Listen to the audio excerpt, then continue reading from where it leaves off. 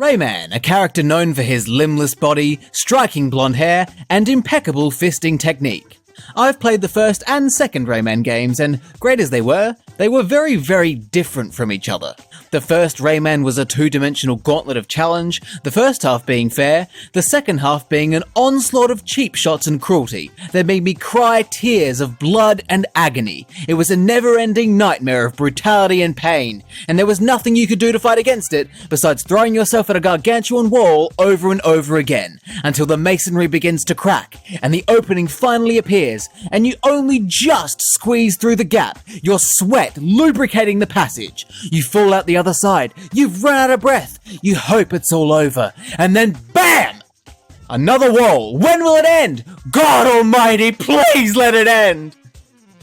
Rayman 2 was a lovely, cruisy 3D platforming adventure. Both were pretty good games, but I have to say I preferred Rayman 2. Even though it was very easy, I felt like it was a better designed game. I mean, they're very different, it's like comparing apples and car batteries. But overall, I enjoyed it more than the first game. The game was fair, the levels were well designed, Rayman was fun to control, it had a less questionable life system, it didn't have a ridiculous completion requirement, it was all around fairly solid. It wasn't a revolutionary 3D platformer, it doesn't do anything special to stand out, but I think it offered a strong experience regardless. Going into Rayman 3, I have no idea what I'm in for. Much like the first two games, Rayman 3 is a game I know nothing about. Looking it up, this game follows the tradition of the Rayman series by having 486 different versions across every system known to humankind, each with their own unique quirks and changes. I didn't know which one to pick, and trying to make sense of all the different versions would have done my head in like a barbecue on a Wednesday, so I went with the version that seemed the most definitive, and that's Rayman 3 HD on the Xbox One. Will this be a 2D adventure like the first game? Will we be exploring more of that delicious third dimension? Will this game teach me what it's like to feel loved? So many questions. I can't wait to dig up the answers. It's time to play Rayman 3 HD. All aboard the Rayman train! Choo-choo! The game begins with the player being prompted to enter their name. The ridiculous part? It only gives you 5 characters. You monsters! What kind of lunatic has a name that's 5 characters or less? How are decent 6-character blokes like me supposed to make it in this wretched world? What a bastard! Unfortunately, this means I have to resort to a stereotypical Aussie surfer bro adaptation of my name, Tozza! Judging by this horrific start, I don't think the waves of Rayman 3 are going to be as gnarly as I was hoping for, but it's too early to be saying things like that. The opening cutscene shows a black lum going around and corrupting red lums, turning them into black lums as well. After a bunch of them have been corrupted, they swirl around in a black lum tornado, creating a big bad boy holding a big bad blunderbuss. What an entrance! This might be the most imposing and intimidating Rayman villain yet. It's better than Razorbeard from Rayman 2, and it's certainly better than Mr. Hat from the first game. I don't even remember if that's his name, it was something like that. It's about time the Rayman series had a decent villain. I was keen to see what this villain, Andre, was up to, until I reached the point in the first level where Globox swallows a black lum. That was when I realized Andre isn't the intimidating blunderbuss cowboy, Andre is the fucking black lum that went around corrupting the red ones. That's our antagonist, and he's currently stuck in the stomach of Rayman's dumbass sidekick. The game's story? To take Globox around different levels to try and find a doctor who can remove Andre from Globox's stomach. That's our plot. We're trying to book Globox a doctor's appointment. Look, I get it's a struggle. These days you can't get an appointment without booking it months in advance. Things are tough, and maybe this game was warning us of that reality. But as a narrative, this sucks. Rayman's nap was interrupted for this? Bloody hell. I take back everything I said about Mr. Hat. Andre is a terrible villain. That imposing figure I saw at the start was actually just a generic enemy, and it makes for a much better antagonist. I can't believe this game tricked me into thinking Andre was cool. What a slap to the face, as well as a slap to other sensitive areas. I'm going to try and forget about this betrayal, even though it will be hard because Andre doesn't seem to stop talking. Based on the first level, it was pretty obvious that Rayman 3 is closely following in the footsteps of Rayman 2. It's a 3D platformer, and pretty much all of Rayman's moves and abilities have been carried over. He can jump, glide with his helicopter hair, he can shoot projectiles with his fists, he can climb on certain walls, hang from certain ceilings. It's all there. The platforming, for the most part, is pretty much exactly the same as it was before, and that's a good thing. I initially wasn't sold on it. I was a bit worried that this game was just going to be a carbon copy of Rayman 2, but eventually, as I was exposed to some of the game's new mechanics, it won me over. While Rayman's base moveset is the same, he can temporarily learn new abilities or upgrade pre-existing ones to add some layers to the gameplay. By interacting with what looks like a can of rotten beans, Rayman dresses in a spiffy costume and gains limited access to some new powers. The first of these is the combat fatigues, which change Rayman's standard projectile punch into this tornado punch, which has various uses. It can be used to lower platforms so that Rayman can reach them, it can defeat enemies on stilts, it can shrink enemies as well. And this is the first of the 5 cans that Rayman can pick up. The others allow Rayman to break down certain doors, swing from rings, shoot guided rockets, and even fly. This was a pretty good way of expanding on Rayman 2's gameplay without getting distracted with a bunch of bullshit like vehicles and extra playable characters. This is a great way of going about it. It adds to the standard gameplay without coming down with a case of Year of the Dragon syndrome.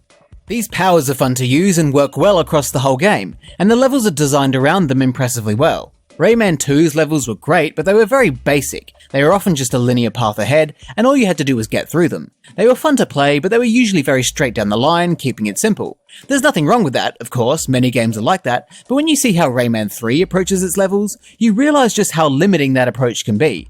It's like going for a walk in the local park, but only letting yourself walk on the footpath. What about the grass, the trees, the lakes, nature? You're missing out on the world! Look up from your phone! Be human! Live! Rayman 3 uses these temporary power-ups to not only add to the standard platforming challenges, but also to add an element of puzzle-like problem-solving. A lot of how you progress comes down to rescuing people from cages and defeating enemies so that they drop these power-ups for you to use. The combat, generally, is improved in this game, I think. Being able to curve your projectiles, the aggressiveness and defensiveness of certain enemies, and factoring in the power-ups, there's a good amount of depth to it that keeps it interesting. In Rayman 2, it was kind of just mashing the shoot button. In Rayman 3, there's a bit more to it than that, and while it is still mashing, it's mashing you need to think about a little bit, and it's fun. Some enemies will drop these power-ups, and it's by using these power-ups that allows you to explore the level further and progress. While most levels are fairly linear, a lot of them also require you to explore around a bit. You're required to look around and assess the area to figure out where and how to use certain power-ups to either find secrets or carry on further into the level. It's nothing overly complicated, but that added problem-solving and interactivity make going through these levels a bit more interesting. One thing I'm actually not sure on how to feel about is the lack of a world map. Rayman 2 had a world map, which is a classic, simple and effective way of breaking the game up into bite-sized chunks that make the game easy to navigate and play through. Rayman 3 does away with this. Instead, levels come one after the other. The game doesn't stop, you just keep barreling through. On one hand, I appreciate that it helps the game flow. You're in the zone and it doesn't interrupt you. It's like a river, it keeps running and running and running until you feel that yummy ocean breeze. On the other hand, it is nice to have a breather every so often. I don't know about you, but I'm more of a sprinter than a long-distance runner, and my brain is the same as my legs. I like to go all out in short bursts, then take a moment to recover, and then go all out again. A world map, like the one in Rayman 2, offers exactly that, and I think I do prefer that over just marathoning through the whole thing. But that's it, isn't it? It's a preference thing. Different folks like to be stroked differently. No, that's not the phrase, but you know what I mean. Even with the lack of a world map, I can still appreciate the levels for what they are.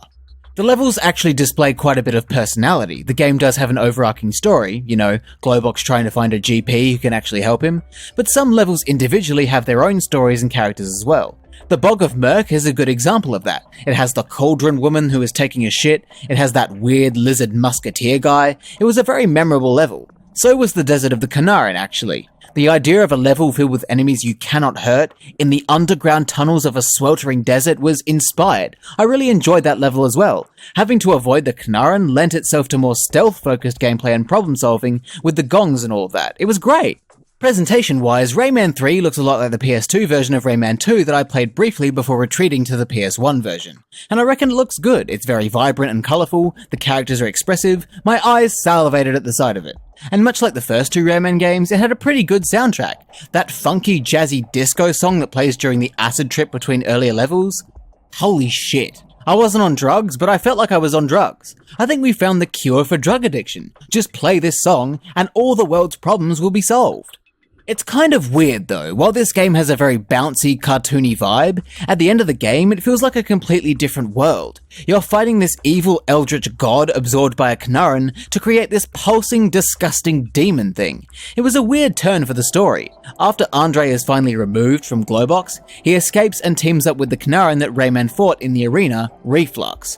Andre offers Reflux the chance to exact revenge upon Rayman, and in exchange, Reflux will help Andre gain unlimited power so that he can infinitely reproduce. Did you hear that? The main antagonist, Andre, is literally just a fly that wants to fuck and have millions of babies. It's such a weird, out-of-nowhere turn for a story that was already pretty odd.